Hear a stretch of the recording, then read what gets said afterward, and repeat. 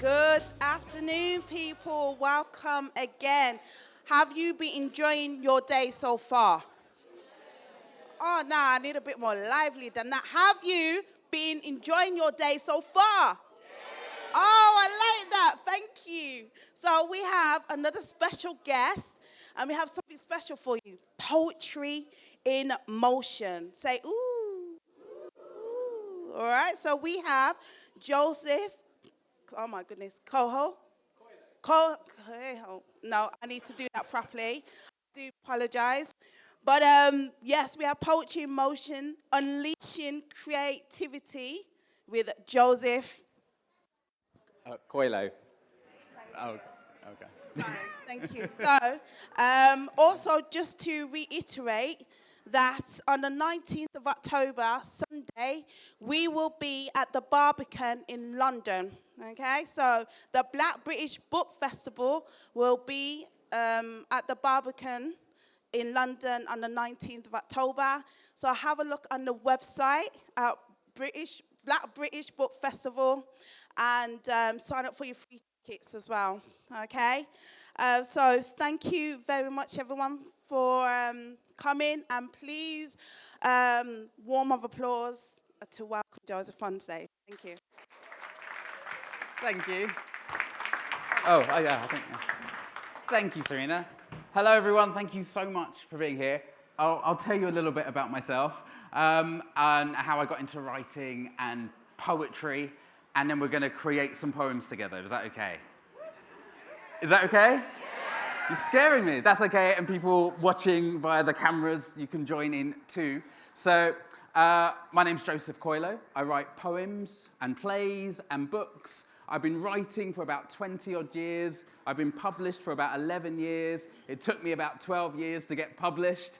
I started out in performance poetry at Battersea Art Centre in London, working with some brilliant poets like Malika Booker and Jacob Samler-Rose, and watching Lem Sissay, and wanted to write more performance-based stuff, and poetry opened that up for me. I never thought I could be a writer. I didn't know anyone like me who was a writer, and it was really through performance poetry that I found a way to express myself. And so I started performing poems, and sometimes I would get paid. I remember getting paid 50 quid and thinking, yes, I got paid 50 quid. And then a week passed, I thought, oh no, I need another 50 quid. So I just kept working and writing. I ended up doing a lot of theatre work. I cut my teeth through theatre via Tallowa Theatre Company, who were very kind and gave me a job as an assistant director. And then I just kept doing jobs for years and years and years. Ended up doing lots of educational work for many years, working with amazing teachers in schools, finding ways to get kids engaged with poetry, engaged with literacy and reading and writing. And it was because of that work that I eventually, 12 years later, got published. During that time, I was waiting for someone to pick up my work and to choose me. And I got very frustrated waiting. I remember doing lots of education work, which was great, but feeling like the education work was taking away from what I wanted to do. And I felt like it was taken from that same source where my poetry came from. And so I got very frustrated until I decided to give everything I have to education, to writing, and then things started to open up. I started to find new ideas. I realized I was working with my audience because I write for children. And suddenly I started to get more and more ideas for books, and that opened things up for me, and then eventually started getting to the London Book Fair. Has anyone been to the London Book Fair?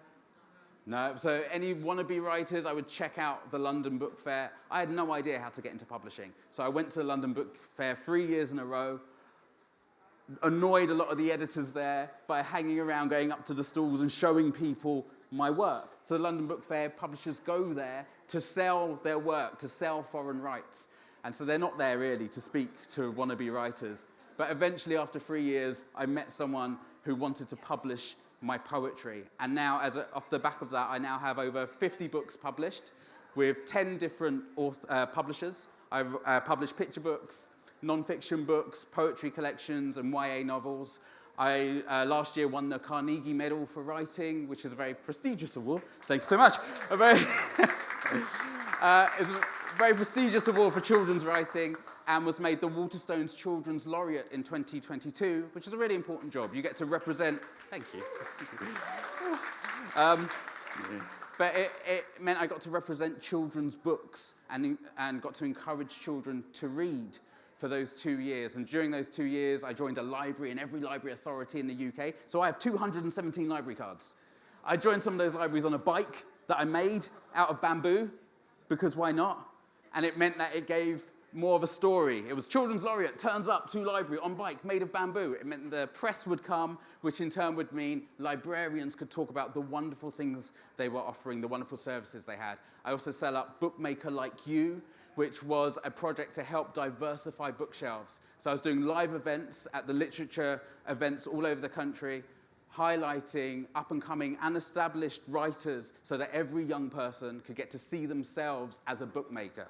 Because I never got to see myself as a bookmaker. So it felt really important that all kids get to see themselves as bookmakers. And last but not least, I also set up the Poetry Prompts, which was a series of videos that you can watch free online that get kids writing poetry. So there's 80 videos free to watch online. If you check out Poetry Prompts, if you're here with kids and you want to get them writing, it's all totally free, and they tie into the curriculum via some free downloadable resources. So that brings us up to the present day. Poetry. We're going to create some poems together. We're going to unleash your creativity. The way I like to start is with the most simple poetic form, which I think is the one-word poem. Did you know you can write a poem with one word? Did you know that? Well, you can. Honestly, you can. The trick, though, is to have a very long title. So if you have a long title like The Sad Tale of a Fly, you can write a one-word poem. That's my long title, The Sad Tale of a Fly. The one word is splat. Dead. Who said dead? Dead could totally work. What else could work? Squish could work. Excellent. What else? Swap. Swat could work. Brilliant. Swat could work. Anything else? Splat could work. Excellent. So that's a one-word poem. Here's another title. The Day I Ate Macaroni Cheese with Ice Cream, Custard, and Avocados. Bleh. Bleh could totally work. What else? What else could work? What was that? Yeah? Vanilla. I like that. Vanilla. It's like, it's all right. It's vanilla. All those things mixed together. It's vanilla. Any other ideas? Full. You would be full after eating all that, wouldn't you? Full. Excellent. Okay, how about this? The Sound of Lightning.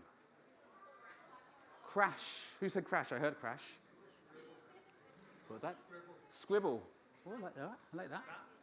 Zap could totally work. Striking. So you can write one-word poems about absolutely anything. They can be funny, they can be silly, they can be serious. You could write a one-word poem, The Last Time I Cried. The Last Time I Was Furious. You could write a one-word poem for the kids about something you've been studying in school. You can write a one-word poem about a book you've read. I find it's a great way to get warmed up, because most of the time, I think writers look at blank pages and get terrified, or look at a blank screen and think, I don't know what to write. But if you have little exercises that you can do, like one-word poems, like a free write. Do you know what I mean by a free write? A free write when you put pen to paper and you just don't stop writing. Keep writing for 5 minutes. Even if you're writing, I don't know what to write. You can write that again and again. I don't know what to write. Something eventually will come. And then you go through the free write, you start to underline lines, underline words, and you'll find that things will start to fall out. Ideas will start to come. Things that you were worried about, thinking about, things that are buried deep start to rise to the surface. And these things are gold for poems. These things are great opportunities to explore the sorts of things you want to write about, to explore your hidden voice. But we're going to have a go at creating a poem about how wonderful we are. We're going to do a boast poem. Is that okay? People get very uncomfortable about boasting. Not so much in the States, but here we get, oh yeah, I did this thing. Sorry, I did this thing. But we're going to do a boast poem. I'm going to read you a little example. This was one of the first poems I ever wrote that I was sharing in schools to get kids boasting about themselves and saying how wonderful they are. And then you guys are going to help me create some lines for our own boast poem. But I need your help. When I say man, I need you guys to say, I had it made. Man. Man. Man. I'm amazing. Seriously, I'm really, really cool. When I went to school with the headmaster, I drafted the rules. We studied my hair, my cares, the clothes that I wear. In athletics, we worked in pairs, leapfrogging over teachers. I said, man. In assembly, all praised me whilst I sat serenely up on the stage. The deputy head kneeling as my page. The girls played with my hair, putting it into braids. I said, man. School holidays were had in celebration of my greatness. When the Queen came to visit, she called me her liege, and we sat in the staff room drinking the teacher's tea, eating their cookies. We were hated. We ate all the sweeties from the cupboard of things confiscated. I said, man. In maths, we learnt trigonometry by flying fighter planes. In science, we studied biology by experimenting on living brains. Geography was graded by air miles flown. And in technology, all my days, we had to design our own phones. Now, mine was blinged out because I was the best. It had an interface to help me cheat on tests. It was an iPod PSP Motorola with remote control for my dirt bike, a built-in subwoofer to ensure I was heard right. The camera was built in and came with a camera crew, and the Bluetooth headset was set in earmuffs to protect me from the flu. I said, man. But one day I woke up, not feeling my best. I looked down and count 1, 2, 3 hairs on my chest. I called to my mum, Mum, Mum, Mum. But my voice sounded like a foghorn. I look at my nose and it's got a pimple on. I'm feeling my chin and it's feeling kind of rough, and I keep getting emotional about really silly stuff. I didn't have it made. So I put on my jacket and I go to first class, avoiding the girls, afraid the girls would laugh. First class was science and everyone was silent. The topic was puberty and no one had revised it. We learnt about hormones and how we would get bigger, about personal hygiene and BO being the trigger. And then Sir puts on the tape, and there's a boy that looks like me. He's got a deep voice and his chin's a bit stubbly. This boy is becoming a man, said the teacher with a smile. Well, I took my cue, whipped off my jacket, and everyone went wild. They took pictures of my pimples and clippings of my chest hair. I said, easy, fellas, these things are rare. The other guys were jealous, but I didn't care because I was becoming a man. And man... Thank you.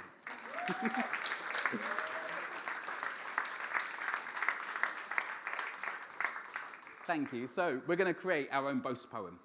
With the people, the person next to you or whoever you're here with, I want you to come up with a line about how great you are. It can be as extreme as you like.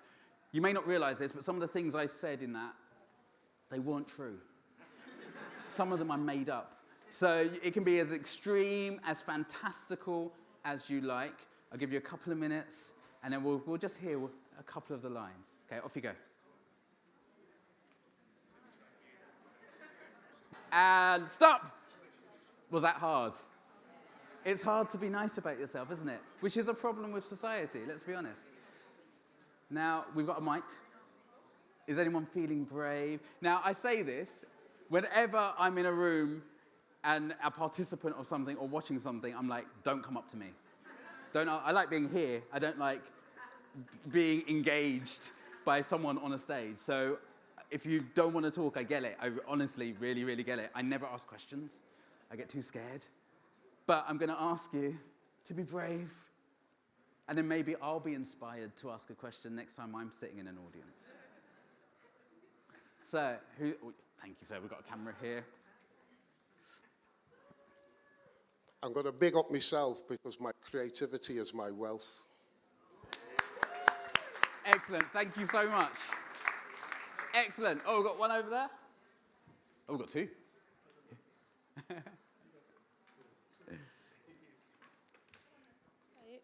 Oh, she's gone shy. I'll say it for her. She said, I'm the smartest kid in the world and my hair is full of curls. That was brilliant. That was brilliant. Well done. Well done. Okay, my farts smell of roses. You can only take them in doses, so open up your noses and take it in. No. Any takers? Brilliant. Thank you. Oh, yeah. I would describe myself as a tree, brown and serene. I change seasons and I blow in the breeze. Nice, well done. That's lovely, beautiful. Should we come down to anyone in the centre? Some hands up. Hi. Mine is more royal than a queen, a goddess so green, earth's blush and gleam, how to flower just like me. Aw, that's lovely. Thank you so much. Mine is fast of thought and of feet, rarely taste defeat, I'm a champion. Nice. If everyone's thinking about putting their hand up, just do it. Just do it. Hi everybody. My wings are so big, I fly above the clouds. Beautiful. Thank you so much. Thank you. Come over. Oh, yes, yeah. And then we'll come over. Then you guys will not be left out. Yeah. So I didn't write about myself. I wrote about my friend. Untouchable, elegant, intriguing. We run out of words to describe B, so we settle for captivating. The oracles of old will sing songs of muses, but she's the song that lit the fuses. Set sail for adventure for the glory of B, that one day she might know of someone like me. That was beautiful. Beautiful. That was a whole poem. Fantastic. Brilliant work. Anyone over here? Everyone's going that now. No. Oh. Yeah? Oh, cool.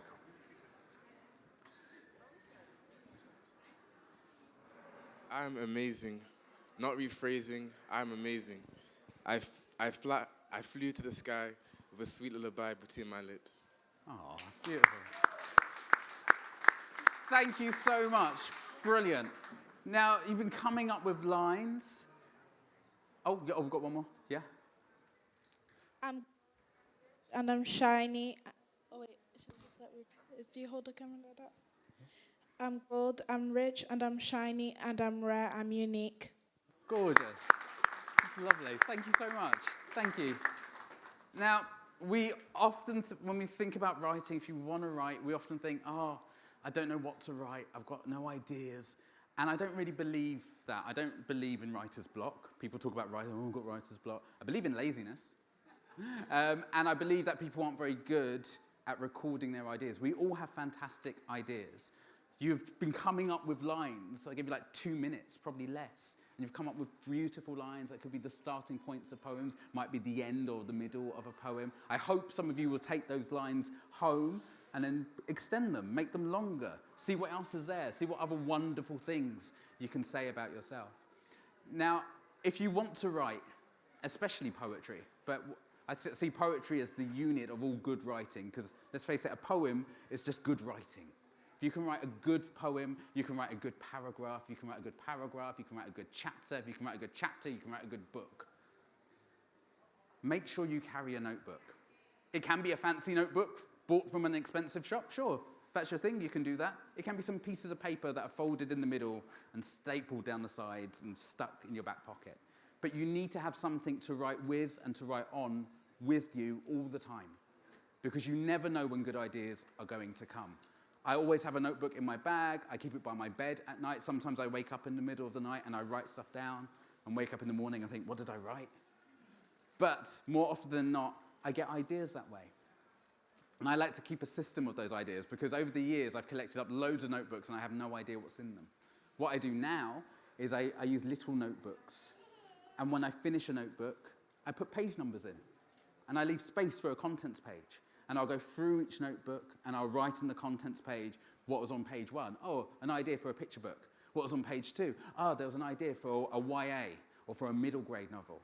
And I literally write down the whole contents of these little notebooks, and then I put those little notebooks into a folder of notebooks where I have another contents list which tells me when I was writing in those books, so what years and what months.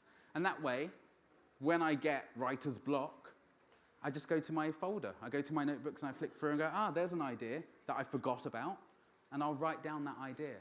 I think it's really important to value your words. I think we don't value our words enough, because your ideas, your stories, are fantastic. And there will be people who will want to hear them. We need your ideas. We need your stories. We need that next generation of writers. So for all of us, you should be recording those ideas and keeping hold of them and having a system that works for you. It might be similar to the system I've set up. It might be something totally different, but something that works for you so that when you have an idea, you know that you can find it again and that you can spend that time writing. Make sense?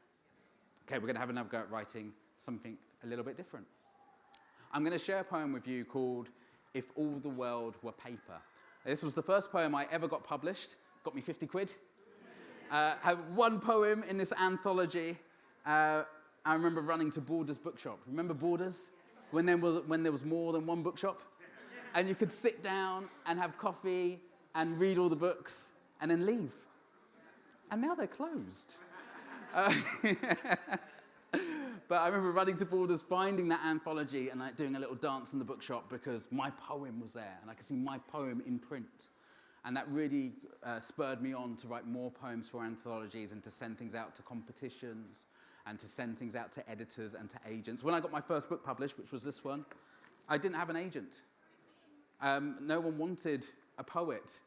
When I met with agents, they said, oh, you've already got a poetry book out. There's not much more we can do for you, like literally. So I gave up on getting an agent.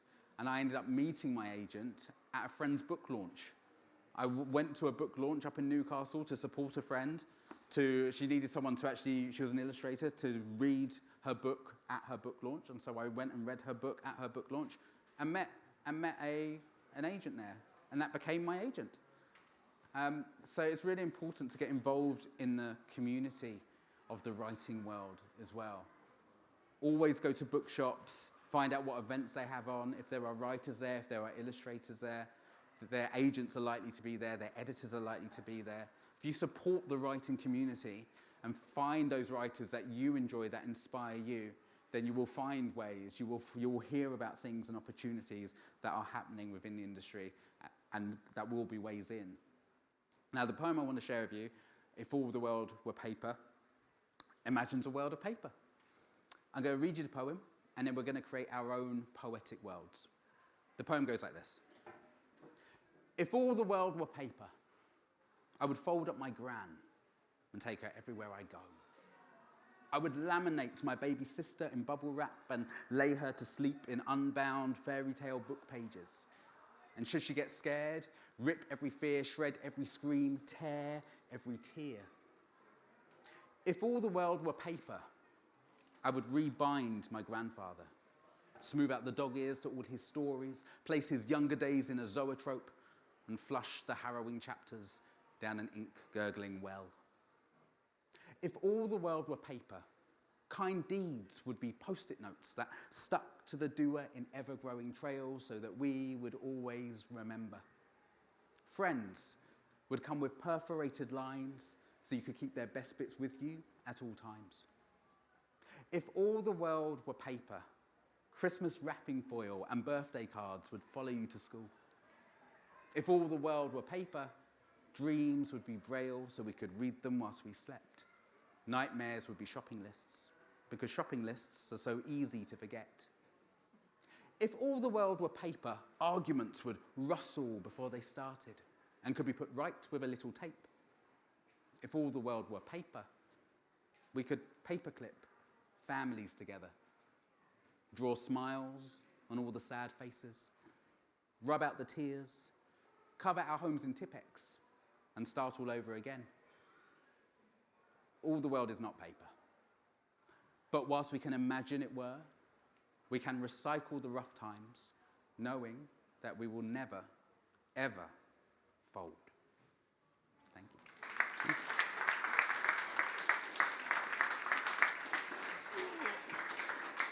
Thank you. Now, I'm going to show you how I wrote that poem. I did it like this. You know spider diagrams? Remember doing those at school? Or like mind maps? So I knew I wanted to write a poem called If All the World Were Paper. So I started with a spider diagram. I put paper in the middle and all the things associated with paper. What things did you hear in that poem were associated with paper? You can call them out. Paper clips, cool. What else? Tearing. Nice. What was that? Lists, well done. Tipex. Oh, well done. Oh, well done. Recycle. Toilet paper? Okay. Yes, yeah. Yeah. Excellent. And there's probably a few other things. On the spider diagram that I made, I had things like crayons, but they didn't make it into the poem. And I'm sure I had toilet paper on there as well. I didn't make it in. I had staples. I remember I had staples and colouring pencils and all things associated with paper. And then the poem, I realised, was hiding in the spider diagram. All I had to do was start to create sentences based on that spider diagram. So I looked at the word fold. What could I do with fold? I know I would fold up my gran and take her everywhere I go. What could I do with paper clips? We could paperclip families together. I started to build up the poem from the spider diagram without really writing anything down. Because I think we often feel that writing and that poetry, especially because poetry comes with so much baggage. There's a right and a wrong way of doing a poem. And I think most of us have had poetry done to us rather than being invited into the world of poetry. We're all poets. There's nothing special about it. It's a God right. We can all write a poem, but we get taught very early on, you've got to analyse a poem, and there's a right way to analyse a poem, and only certain people are poets. But I want to challenge that. I created this poem by drawing a diagram and putting some words on it, and then coming up with lines in my head. That's all it is. But the world doesn't have to be made of paper. The world... That's going to start a fire. The world could be made of anything. Like chocolate. Okay. What do we associate with chocolate? Tasty. Milk. Melting. Luxury, nice. Ooh. Sensation. Sugar. Diabetes. Yep. Diabetes. You're not wrong. What else? Cavities, yes. Who do you go to see about the cavities? Dentists. Dentists, very important. Farts? Oh, fats. I was like, does chocolate make you fart? Fats. Sweetness. Romantic, yeah. Oh, nice. Oh, God, I can't spell. There we go. That says romantic. Sweet tooth. Sweet. Oh, the pen's running out. I might need a new pen. Pen holders. Comfort. Oh, treat. Okay.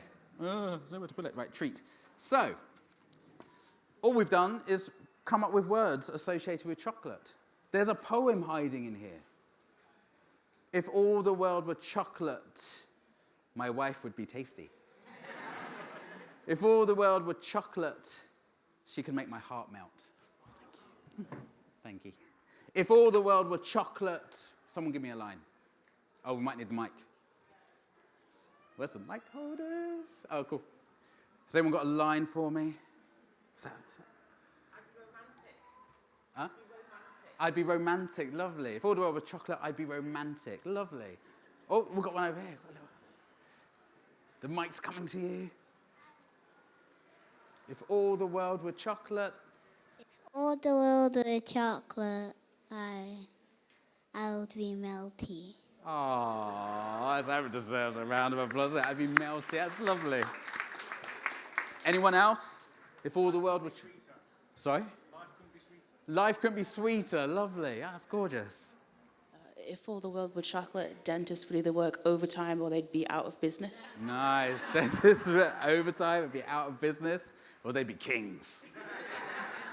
They'd be kings and leaders. Anyone else? If all the world were chocolate? If all the world was chocolate, sun was the biggest enemy. Oh, who would be? Enemy. The sun. The sun. Oh, yeah. Yeah. You'd all melt. Brilliant.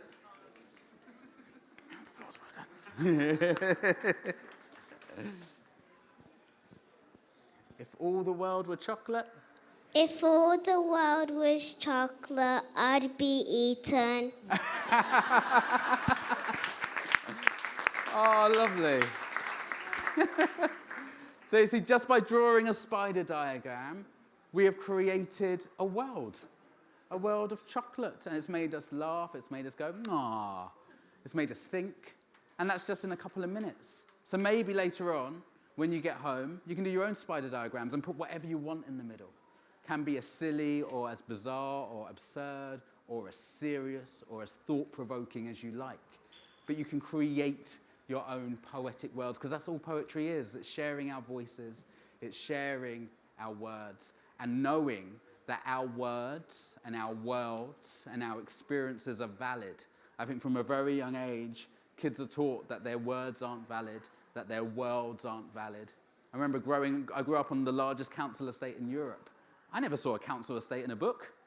I remember reading the Chronicles of Narnia and thinking, I haven't got a big house and a wardrobe, I can't get to Narnia. I had a wardrobe, but the door was broken, and Narnia wasn't in there.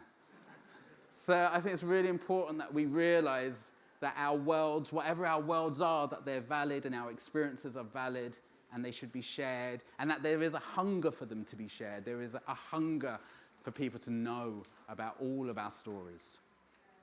I'm going to share another poem with you. And this one is going to get us thinking about poetic devices. You might remember doing poetic devices at school. Those of you that are still at school, you might know some of these. Oh, I've done that really badly. No. Oh, I'll turn it around. Hang on. I'll do it here, actually. This poem is called The More Raps. It's a poem I created to help people get familiar with the different poetic devices, all the things at school we're told to study and analyse. I'm going to read you the More Raps poem, and then we're going to create together our own More Raps poem. The poem goes like this. I need water. Oh.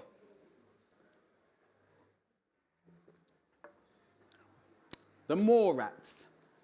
The More Raps are a trick to help with your writing. They add a kick to language, make writing more exciting. M is for metaphor. What's it for? Metaphor. Saying one thing is another. The sun is an oven. The earth is everyone's mother. Oh. O is for onomatopoeia. Onomatopoeia. Onomatopoeia. Onomatopoeia. Oh, that was beautiful. Words are also sounds. Whoosh went the wind and howl went the hound. R is for rhyme. Words that sound the same. You can put a cat in a hat or simply try rhyming your name. E is for emotion. Happy, worried, sad. Great writing shares a feeling from the good to the bad. The other R is for repetition, but don't repeat any old word. Find a phrase with a musical rhythm that sounds like a song from a bird. A is for alliteration. Oh, that's beautiful. Alliteration. No, I'm air guitaring, and none of you are air guitaring. Alliteration. Words sharing the same starting letter, used in the tongue twister that made Betty's bitter batter better. That was very good. Betty's bitter batter better. Very good. P is for personification. Human features used to describe a thing. I looked to the sky and saw the sun's bright shining grin.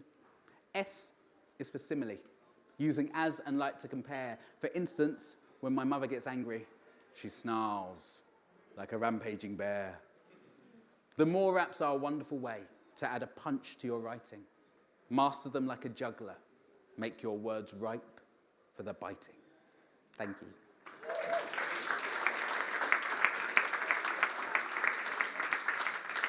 The M is for metaphor. When we say something is something else, We're going to do a poem about the sun. Someone give me a metaphor for the sun. The sun is another thing. You could say the sun is an oven, the sun is a dragon's eye, the sun is a... Not all at once. Ball of fire. Who said that? Ball of fire. Excellent. The sun is a ball... Will you remember that line for me? Thank you so much. The sun is a ball of fire. Excellent. O is for... Onomatopoeia. Now, I always tell kids this. When you're in a room with mostly adults and you mention onomatopoeia and then you ask if anyone can spell it, people get very hot and sweaty. Anyone want to give it a go?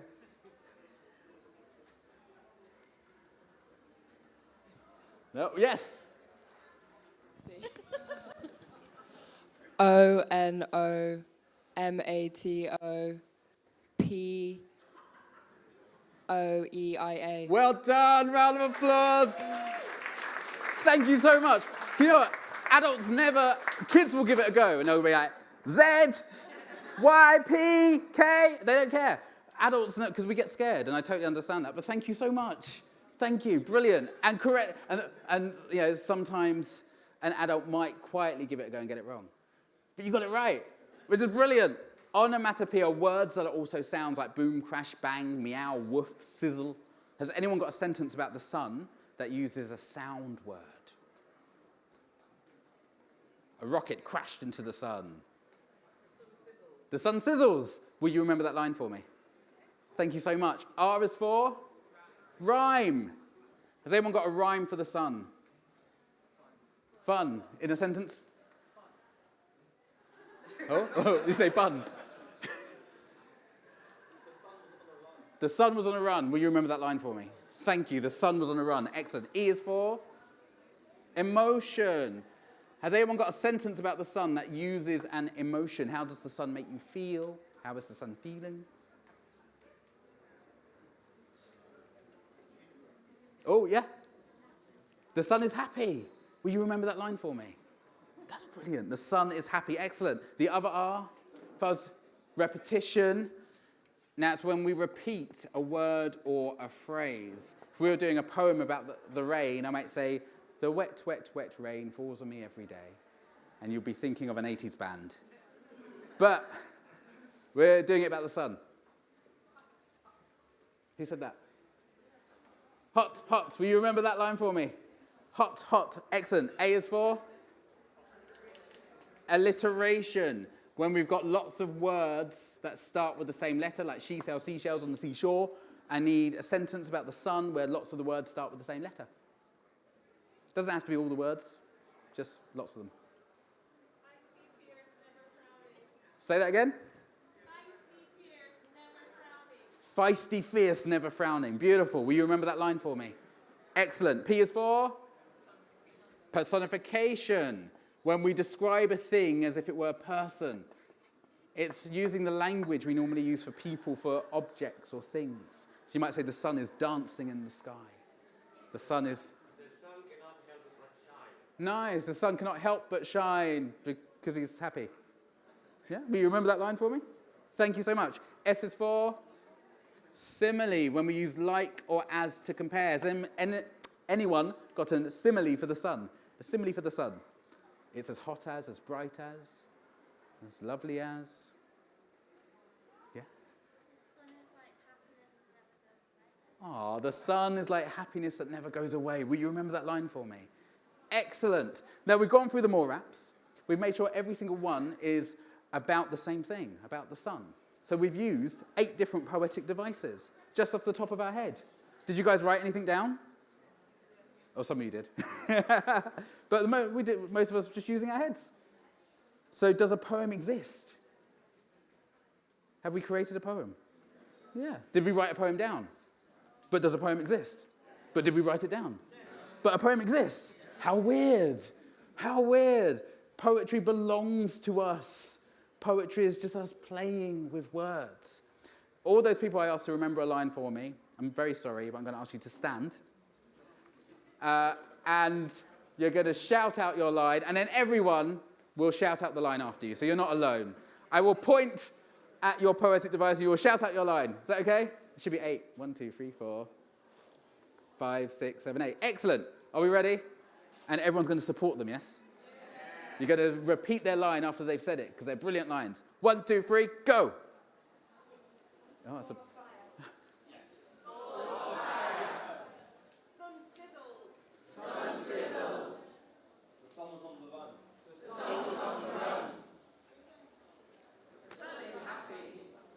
Hot, hot, hot. Hot, hot, hot.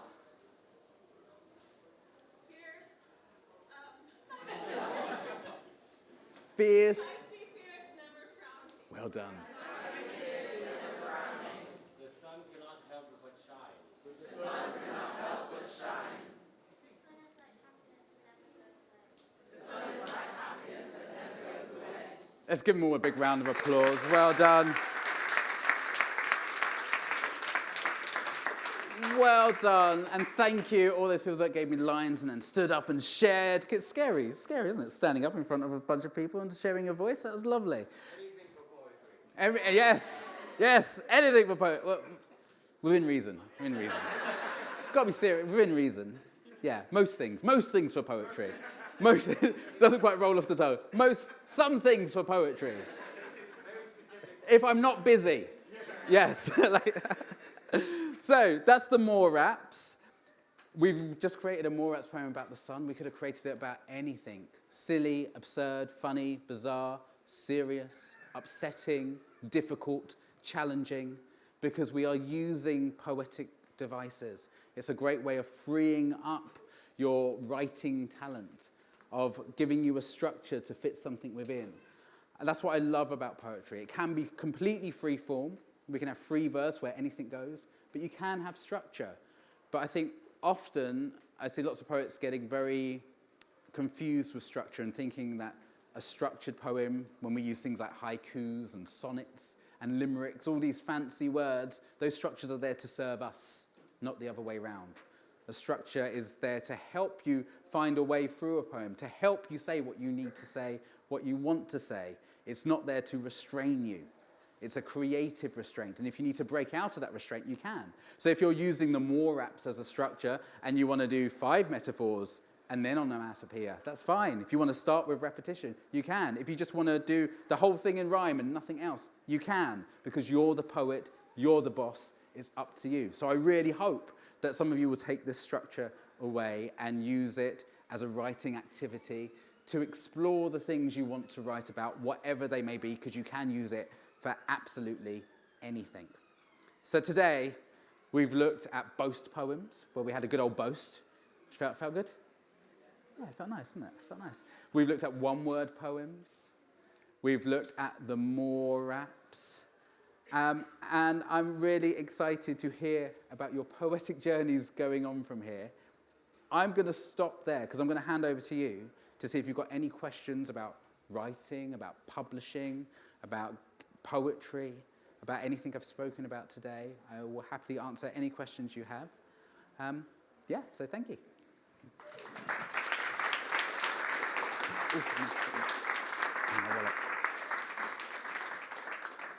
Yes. Oh, sorry.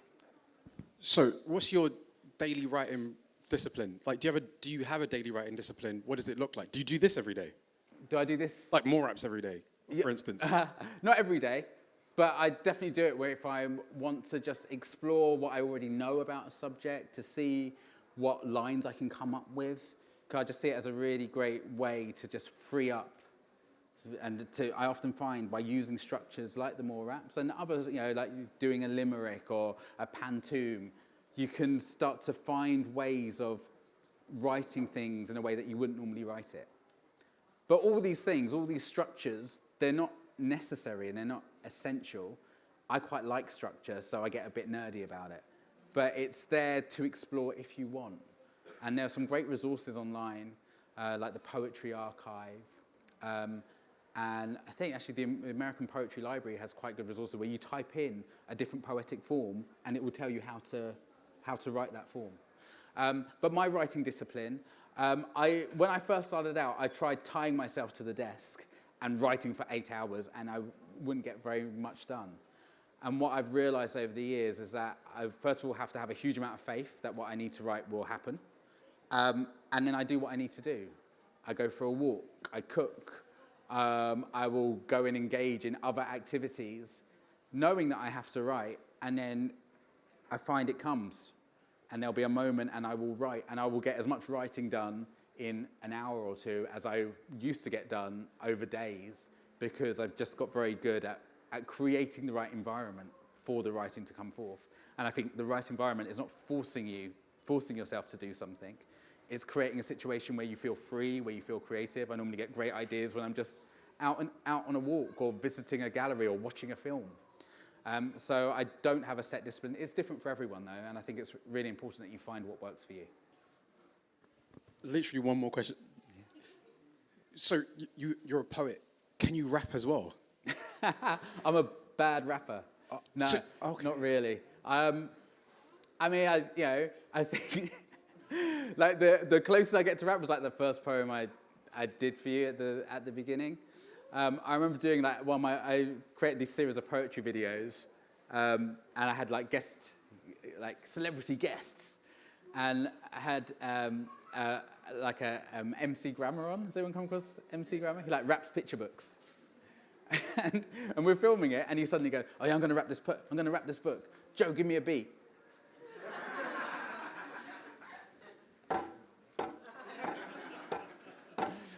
So yeah, that was fun. So no. But I've used rap, especially in workshops with young people, telling them that rap is rhythm and poetry. I remember doing a workshop with like a PRU, so Pupil Referral Unit, where we were looking at the poetry of Tupac and looking at the insults of Shakespeare and then turning those into like rap pieces. So yeah, I love it as a form, but I wouldn't call myself a rapper.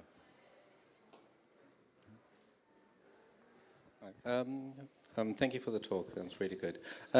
Thinking about the creative nature that poetry brings you, how do you deal with the fact when you give your writing to someone for criticism and you don't agree with what they are asking you to change in your writing, but you strongly believe in it? That's a great question. But you still want to go publishing. How do I deal with that? Badly. I'm a big believer in the voice of the artist and saying what you need to say. And I've learned over the years to not respond straight away. So I'll get edits from editors, and I need to take a couple of days for the anger, to die down. But more often than not, they will say things where there are sticking points, and they help make the writing stronger. If there's something that I feel like, no, that's wrong, I'll fight for it. And I will always tell writers to like fight for what you believe in, fight for your work. You should listen to, if you're lucky enough to get published, you should listen to your editors. And if you're self-publishing, you should hire an editor. I think lots of people go into self-publishing thinking, oh yeah, I could just do it myself. If you're self-publishing, you're becoming a publishing house. If you want to compete, and if you want, like, sure, if you just want it out there, fine. But if you want it to be a job and a career and you want to sell books, you need an editor. You need a book designer. You need a professional illustrator. Like, you need all these things. You need a marketing and publishing person, marketing and publicity person. These are, because you are becoming a little publishing house. So, like, do yourself that service and take it seriously. You know, if you think, oh, I can just do it because I saw a video on Instagram, publish a children's, oh, it makes me so angry. Publish a children's picture book. I made hundreds of thousands. No, you didn't. You didn't. And you see loads of these things because it's when you're traditionally published. I'm lucky enough to be traditionally published, and it's hard. You know, it took me years before I started to see my traditionally published books in all the bookshops. And even now, sometimes I can't not go past a bookshop without going and having a look. And sometimes I go in and my book won't be there. And I've got 50 books out, and they won't have one of my books. Like, they won't have any of my books. And that's as a former children's laureate and Carnegie winner. Yeah, so it's hard. So you've got to take it really seriously. But yes, to answer your question, I think when you're starting out, having a group of people around you you respect and trust. Starting a crit group can be really good. where you work with other writers and you share your work and you get their feedback. But make sure it's people you know and you trust, beloveds, that you feel safe with. Because, the last thing you want is the wrong person for the wrong reasons giving you the wrong advice on your baby. That doesn't mean if someone gives you harsh criticism that it's wrong, but just know where it's coming from. Make sure it's the person who's giving it is coming from the right place. That helps.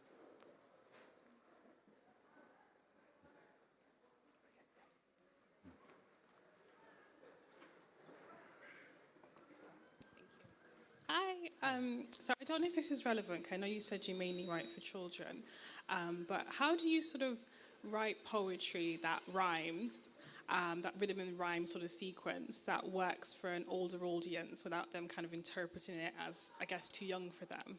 That's really interesting. Yeah, because we often associate rhyming poetry with the young, for young people, and of course it isn't. It's just another tool that we can use. I think if you're using rhyme, but what you're writing about is intended for an adult audience, I think it will find its audience. There's not an answer I can give you that will be like, oh, just do this. I think choice of words is important. There are words I lean to. So the poetry prompts book, where there's like 40 activities to get kids writing poetry, the words that I'm choosing are kind of kid-friendly. So I've been mentoring a poet who's starting out at the moment.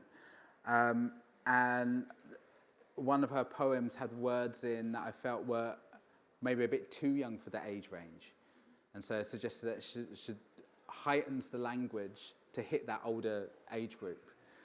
So you can think about your word choice, But other than that, I think it will find, it's all like the ballad, which has a regular rhyming scheme, where you've got A, B. So, if you, in poetic structures, you will label rhymes. So all the rhymes that sound the same, all the words that rhyme together, you'll label A. If you start a new rhyme, so if I got night, light, sight, I would label that A. If I got hair, chair, care, they all rhyme together, that's B, and so on. Every time you're introducing a new rhyme, it's a new label. With the ballad, you've got like A, B, C, D, E, and the ballad's been going for, years, millennia, and it is the poetry of epics, and it's a rhyming form. So I don't think there should be any problems. And if adults are telling you it's wrong, then they're not your tribe. They're not your audience. And Sodom.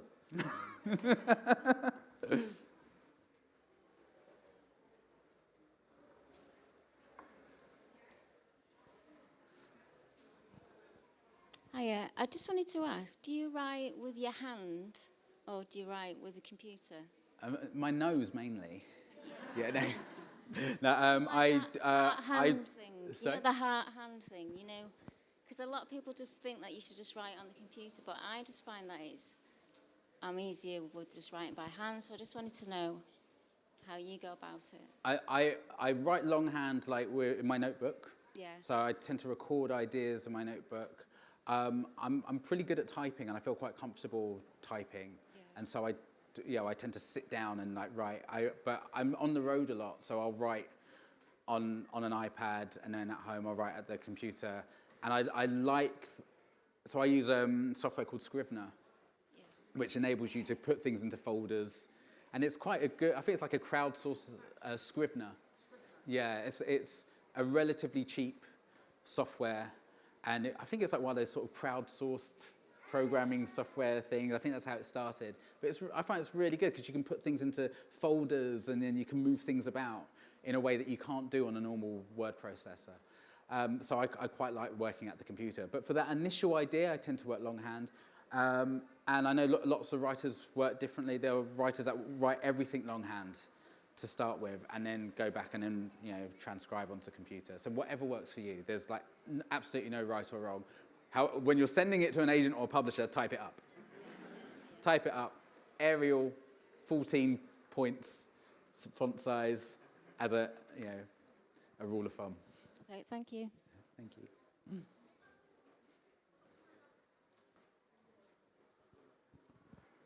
Hi. Sorry for flubbing my line earlier. No, you did brilliantly.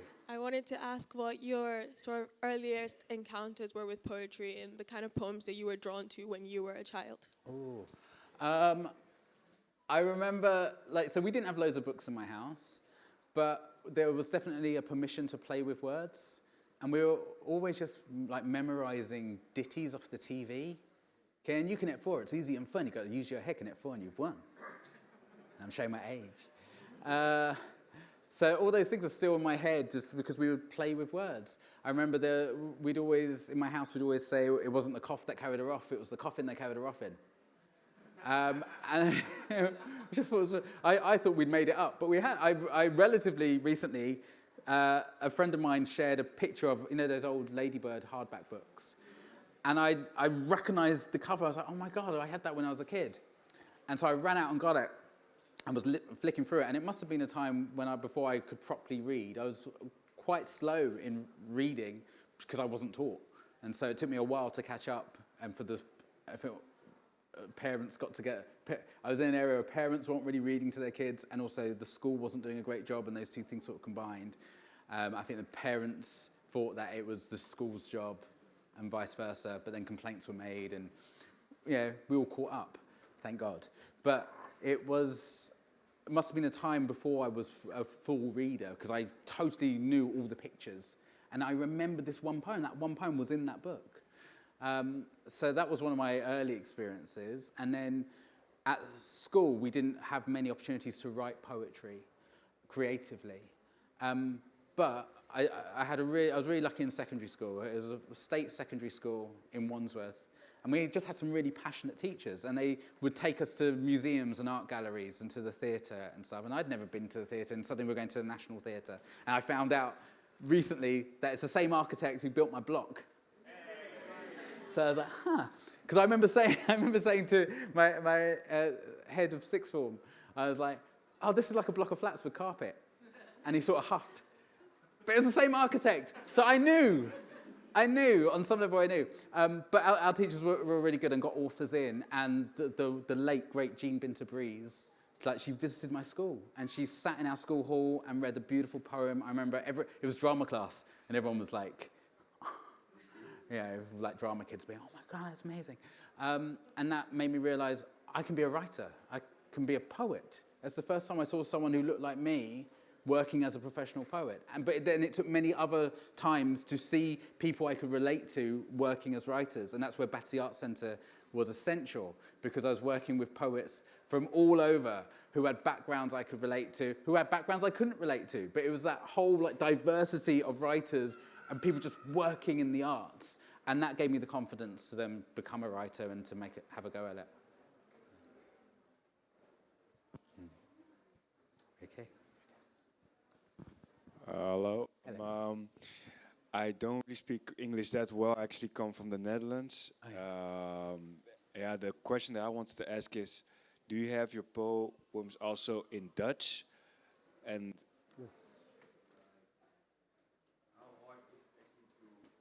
translate also.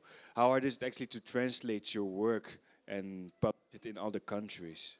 Well, I do. Some of my picture books are in Dutch. So my books have been published into about 20 odd different languages. But that's what I have very little to do with that. So the publishers will go to the London Book Fair every year. And the Bologna Children's Book Fair is happening next week. And it's a really important part of the publishing calendar, because all the publishers go, and they basically go with the books that they've published over the last year, and they're sharing them with international publishers. And they're saying, look at this, you should publish this. And then if you're lucky, it will get published. But it's quite interesting, because what books get picked up and what don't. And when you hear about the reasons behind some of that, that can be quite interesting as well. But yeah, I've got quite a few of my picture books, like some of my Luna Loves picture books, I believe are in Dutch. I've got a book called If All the World Were, that's in Dutch, as is, I think, My Beautiful Voice. So yeah, I've got quite a few. And how does it feel to see your work in different languages? That's amazing. You're just like, what does it say? It's brilliant. And it's quite interesting because often titles change. I mean, they change between here and the States. I've got a book called... If All the World Were, which I thought was a very poetic title, based on the poem I shared with you, the paper poem, but it's quite a different story. In America, it's called Granddad Stories. I fought so hard to get that changed. But there were Granddad Stories because in the States, they've got like Grandparents' Day, and so they want to make it really clear, this is for grandparents, because they know their market and their audience. I've got another book called Our Tower. It's called Our Tower here. In the States, it's called Our Building. Because towers are like skyscraper, like business skyscrapers, and they don't really get the whole, block of flats thing, so, yeah. This will have to be our last one. So are there any burning?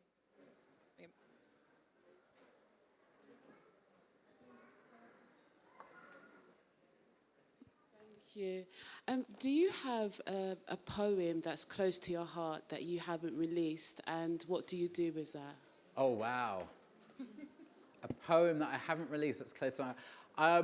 I'm lucky now that I've had so much published that a lot of the stuff that I want to publish, I have, or I've worked on so that the publisher will publish it.